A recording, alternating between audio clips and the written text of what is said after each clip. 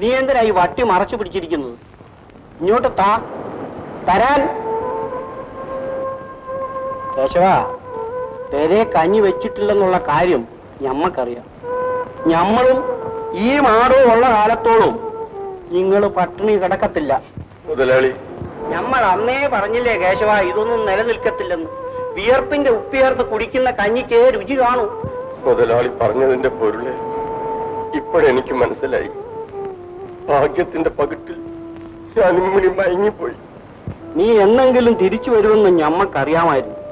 പണ്ടത്തെ വല ഇവിടെ തന്നെ ഇരിപ്പുണ്ട്.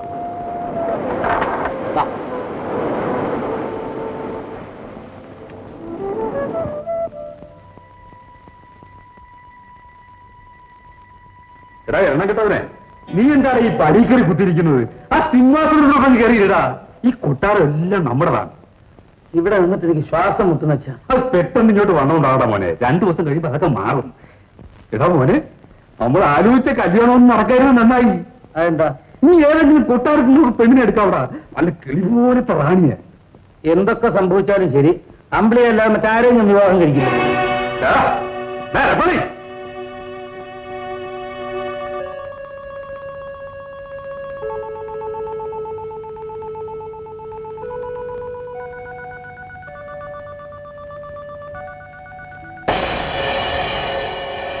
അവിടുത്തെ ദാസൻ ആജ്ഞാപിച്ചാലോ?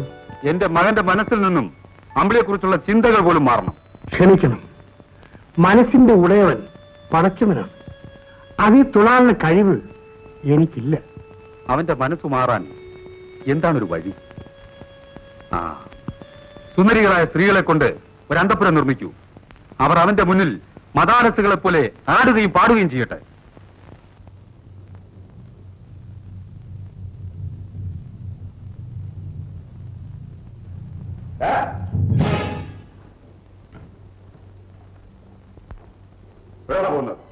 അമ്പിളിയുടെ വീട്ടിലേക്ക്. ഒരുമാതിരി അച്ഛന്റെ സ്വഭാവം കാണിക്കരുത്.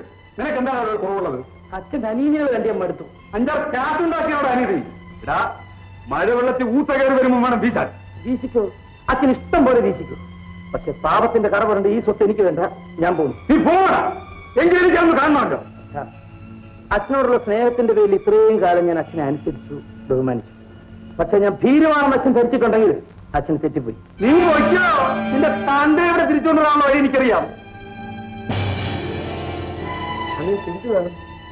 കൊല അവൻ പോരാണ്ടില്ലേ? അവന്റെ മനസ്സ് മാറ്റി എടുക്കണ്ടോ? ക്ഷമിക്കണം, മനുഷ്യന്റെ മനസ്സ് മാറ്റാൻ പടച്ചവനെ കഴിയൂ എന്ന് ഞാൻ നേരത്തെ പറഞ്ഞത്. താൻ പിന്നെ എന്ത് കൊലപ്പിക്കാണ് ഇവിടെ നിൽക്കുന്നത്? ഞാൻ അങ്ങയുടെ മകന്റെ വല്ല പട്ടിയോ പൂച്ചയോ കഴുതയോ എന്ത് വേണമെങ്കിലും ആക്കിത്തരാം.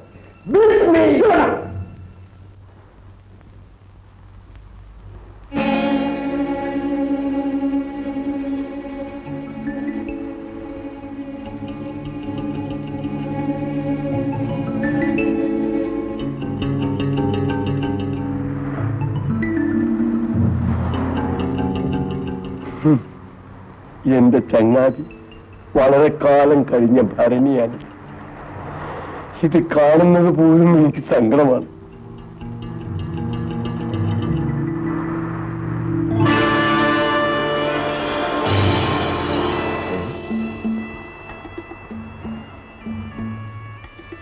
നീ ആരാ?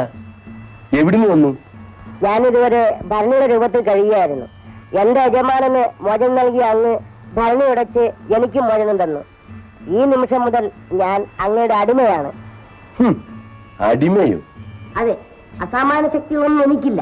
എന്റെ രൂപത്തിനിണങ്ങിയ എന്തെങ്കിലും ചിടുമിടി വേലകൾ ചെയ്യാം. എന്ത് വേണമെന്ന് പറയൂ. വേണ്ട, എനിക്കൊരു സഹായവും ആവശ്യമില്ല. നീ സ്വതന്ത്രനാണ്, പോയിക്കോളൂ. ഞാൻ അങ്ങയുടെ വീട്ടുപടിക്കൽ ഒരു കാവൽക്കാരനായി കഴിഞ്ഞോളാം. ഇനിയും അനർത്ഥങ്ങൾ വലിച്ച് തലയിൽ വെക്കണം. ഞാൻ അല്പപ്രാണി, ഒരു കുഴപ്പവും വരുത്തിയില്ല. എന്നെ കൊണ്ട് അങ്ങക്ക് ഉപകാരങ്ങൾ മാത്രമേ ഉണ്ടാവൂ. ദയവ് ചെയ്ത് എന്നും കൂടെ കൊണ്ടുപോകൂ.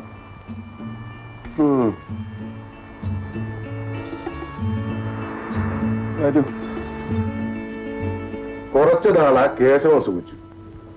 ഇപ്പൊ ദേ അവന്റെ അടിയെ സുഖിക്കുന്നു. നമുക്കും ആ പോത്തിനെ കൊണ്ട് സൂഹിക്കണ്ടേ? ആ അച്യുതന്റെ കയ്യിൽ നിന്ന് മോതിരം തട്ടിയെടുക്കാനുള്ള മാർഗം ആദ്യം ആലോചിക്കും. അവനെ തട്ടിയാലെന്താ? എടാ മണ്ടച്ചാരെ, കൂടുള്ളത് ഭൂതമാ.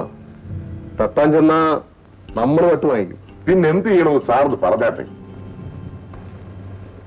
എനിക്കൊരു ബുദ്ധി തോന്നുന്നു. എന്താ? എടാ, ഇപ്പം കാശും ചക്രമൊക്കെ ഉണ്ടായെങ്കിലും പണ്ട് നീന്തിട്ട് നടന്നവനല്ലേ അവള്. ആര്? നമ്മുടെ മോനാലിയുടെ പെമ്പ്രന്നോളെ. അവളെ ഒന്ന് ചാക്കിട്ട് നോക്കിയാലോ? എങ്ങനെ? അതിന് വഴിയുണ്ട്. നീ ഇവിടെ ഇരി, ഞാൻ വരാം.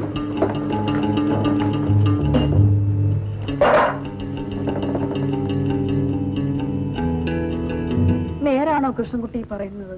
എനിക്ക് കള്ളം പറഞ്ഞിട്ട് വല്ല കാര്യവുമുണ്ട്? എന്നും രാത്രിയിൽ അങ്ങേര് പെണ്ണുങ്ങളെ വരുത്തുന്നുണ്ടോ? മോതിരം കിട്ടിയതിന് ശേഷം ഇത് തന്നെയാ പണി. കൊച്ചമ്മ ഉറങ്ങിക്കഴിഞ്ഞാൽ മുതലാളി മോതിരത്തിലൊന്ന് മുട്ടും. ലോകത്തിലുള്ള പല പല ജാതി സുന്ദരിമാരുണ്ടല്ലോ, തുരാനിങ്ങി വരും. പിന്നെ നേരം വെളുക്കുന്നത് വരെ ഒരു മേളമാ. എന്റെ മണ്ടക്കാട്ടമ്മേ, എന്നെ ഉറക്കിക്കിടത്തിക്കൊണ്ടല്ലേ ആ മനുഷ്യൻ ആ മുറിക്കകത്ത് ഇതൊക്കെ ചെയ്യുന്നത്. ഏതായാലും മുതലാളി ഈ ചെയ്യുന്നത് തനി എരപ്പാളിത്തരം. ഇതൊന്നും നിർത്താൻ എന്താണ് വഴി? മുതലാളി അറിയാതെ കൊച്ചമ്മ മോതിരം ഇങ്ങോട്ട് മുറിക്കൊണ്ടുവന്നു.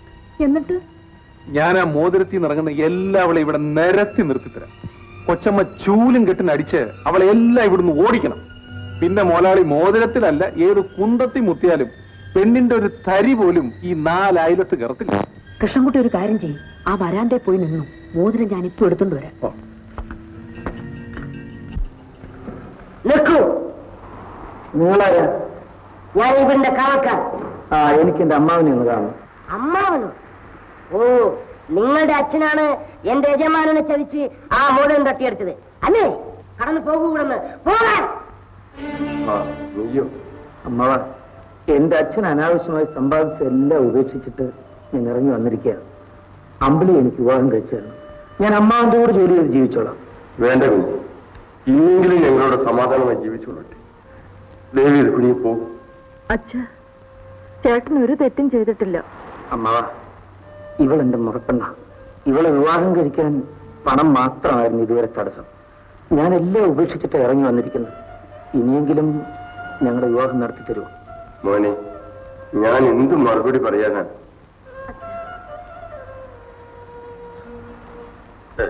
ഏതായാലും നീ അകത്തേക്ക് വരും.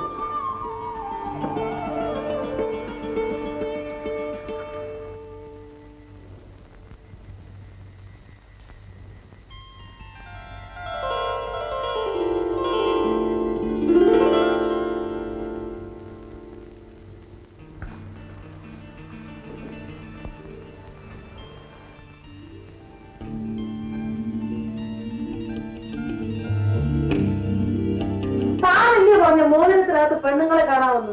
എന്നിട്ട് ഞാൻ നോക്കിയിട്ട് ഒന്നും കാണുന്നില്ലല്ലോ. അയ്യോ, അങ്ങനെ നോക്കിയാലും കാണത്തില്ല. ഇങ്ങോട്ട് വന്നാണ് ഞാൻ കാണിച്ചു തരാം.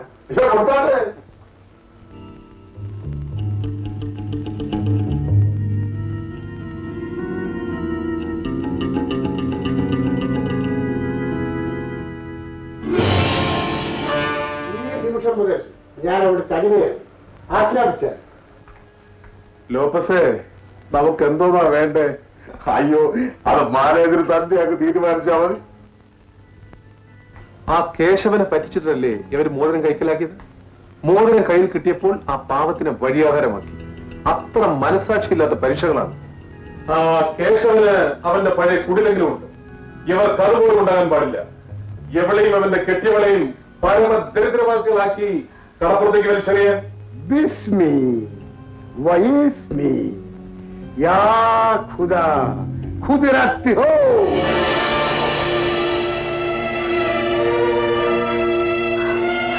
അയ്യോ കൃഷ്ണൻകുട്ടി, നീ എന്നോട് ഇത് ചെയ്തല്ലോ. നിന്റെ കെട്ടിയവൻ അവന്റെ ഉടപ്പുറന്നോട് ചെയ്യാമെങ്കിൽ പിന്നെ എനിക്ക് ചെയ്താലെന്താ? എന്നാലും ഇത് എന്നോട് വേണമായിരുന്നോടാ. എടാണോ എറങ്ങടി, ഞാൻ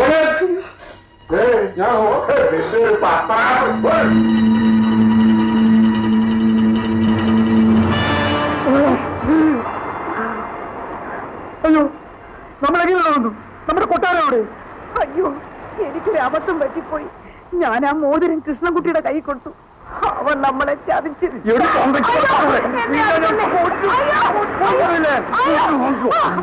ഇനി എന്നെ അടിച്ചുകൊണ്ട് എന്താ കാര്യം? നമുക്കും അങ്ങനെ കിട്ടിയ മോതിരമല്ലേ, അതങ്ങനെ അങ്ങ് പോയി. ഇനി ഞാൻ എന്ത് ചെയ്യൂടി? ഞാൻ എവിടെ പോവും? നമ്മുടെ മോനും പോയി, ആരോരും ഇല്ലാതായി. ഇനി നമുക്ക് നിങ്ങളുടെ പെങ്ങളുടെ വീട്ടിലോട്ട് പോവാം. ഏത് പൂവും വെച്ചുകൊണ്ട് ഞാൻ അങ്ങോട്ട് ഒന്ന് കയറുപടി. ഏതായാലും കൂടെ പുറപ്പല്ലേ, നമുക്ക് പോയി കാലി വീഴാം. നാളെ മുതൽ നിങ്ങൾക്ക് അളിയന്റെ കൂടെ വള്ളത്തിൽ പോവുകയും ചെയ്യാം. വെള്ളം ഞാൻ നശിപ്പിച്ച് കളഞ്ഞില്ലടി. അത് ദൈവം തമ്മിൽ എനിക്ക് എന്നെ ശിക്ഷ. ദൈവമേ, ചുരുണ്ട് കിടക്കാൻ ഒരു പൂര പോലും ഇല്ലാതായല്ലോ. നമുക്ക് അങ്ങോട്ട് തന്നെ പോവാം.